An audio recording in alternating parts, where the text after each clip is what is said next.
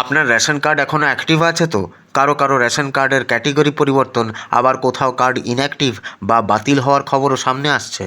মাত্র 2 মিনিটে নিজের রেশন কার্ডের বর্তমান স্ট্যাটাস কীভাবে চেক করবেন দেখে নিন এই ভিডিওতে।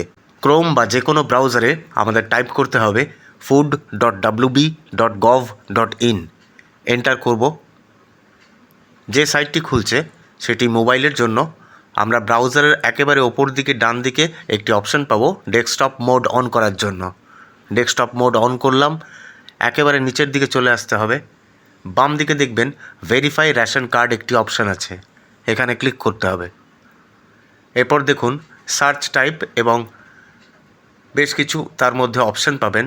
সার্চ টাইপের মধ্যে ration card number, ONORC member ID এবং আধার কার্ড নাম্বার, 3ভাবে আপনি সার্চ করতে পারেন। আমরা রেশন কার্ড নাম্বার দিয়ে সার্চ করব। প্রথমে এখানে এন্টার রেশন কার্ড নাম্বারের জায়গায় রেশন কার্ড ইনপুট করে দিলাম।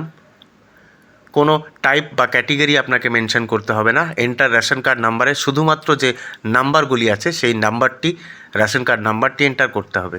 এরপর ক্যাপচা ইনপুট করলেই আপনাদের কাছে রেশন কার্ডের স্ট্যাটাস ভিজিবল হয়ে যাবে। দেখুন একেবারে যে আরসি ক্যাটেগরি বলে বাম দিকে উপরে যে অপশানটি আছে সেটি প্রধান।